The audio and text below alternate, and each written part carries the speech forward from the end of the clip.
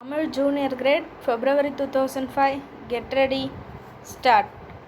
தலைவர் அவர்களே, நடப்பு நிதி ஆண்டிற்கான வரவு செலவு திட்ட அறிக்கையின் மீது சில கருத்துக்களை தெரிவித்துக் கொள்ள விரும்புகிறேன்.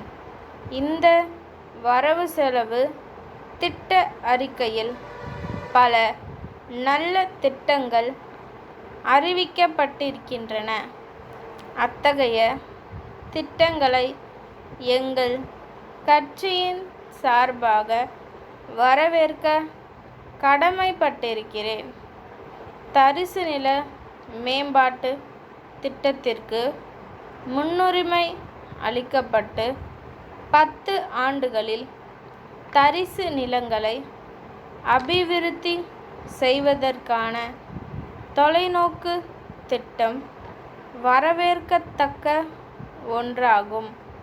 மீனவர் நலனுக்காக இலவச வீட்டுவசதி திட்டத்தின் கீழ் 20,000 வீடுகள் கட்டித்தரும் திட்டம் நடப்பாண்டில் நிறைவேற்றப்பட உள்ளதை மகிழ்ச்சியுடன் வரவேற்க விரும்புகிறேன். இந்த அரசு தொழில்துறையில் பின்பற்றி வரும் தொழில் கொள்கையின் விளைவாக பெரிய பெரிய வெளிநாட்டு நிறுவனங்கள் தமிழகத்தில் முதலீடு செய்து தொழிற்சாலைகளை அமைக்க போட்டி போட்டு கொண்டு வந்திருப்பதற்கு இந்த அரசை நான் பாராட்ட கடமைப்பட்டிருக்கிறேன்.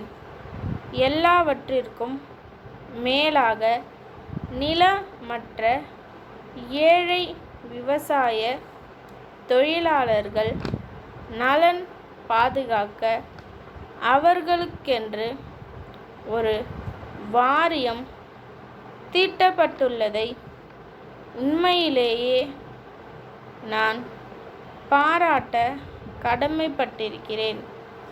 காரணம், இதன் மூலம் அந்த தொழிலாளர்கள் அனைவரையும் ஓர் அமைப்பிற்குள் கொண்டு வரவும் நியாயமான ஊதியம் வழங்கவும் வேலையில்லாத நாட்களில் இழப்பீடு கிடைக்கவும் வழி ஏற்படும்.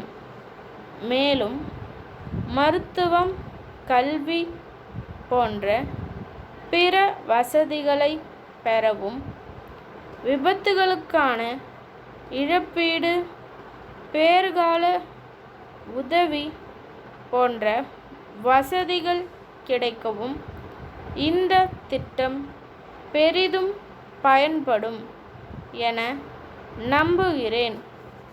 அடுத்து, சாகுபடி செய்யும் விவசாய நிலங்களின் எண்ணிக்கை அதிகப்படுத்த வேண்டும் என்ற நோக்கத்தில் ஏரிகள், குளங்கள், கண்மாய்கள் போன்றவற்றை தூர்வாரும் பணிக்காக பெரும் அளவில் நிதி ஒதுக்கப்பட்டிருப்பதை கண்டு நான் பெருமகிழ்ச்சி அடைகிறேன்.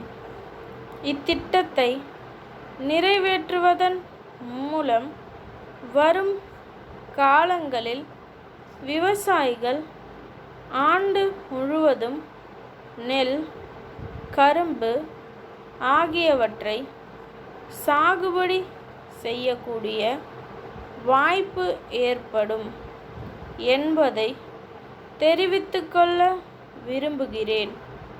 கணினி அறிவு பள்ளி மாணவர்களுக்கு மிகவும் அவசியம் என்பதை உணர்ந்த இந்த அரசு கணினி பாடத்தை ஆரம்ப பள்ளிகளில் கொண்டு வருவதற்காக நிதி ஒதுக்கீடு செய்துள்ளதை நான் பாராட்ட கடமைப்பட்டிருக்கிறேன்.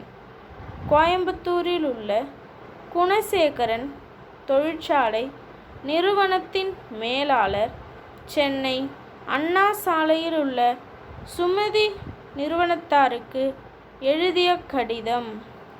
அன்புடையீர், தங்களது சென்ற மாதம் 10ஆம் தேதியிட்ட கடிதத்தில் குறிப்பிட்டுள்ளவாறு பல்வேறு கொள்ளளவு கொண்ட 200 மாவு அரைக்கும் இயந்திரங்களை தங்களுக்கு சிவசக்தி லாரி மூலமாக அனுப்பினோம்.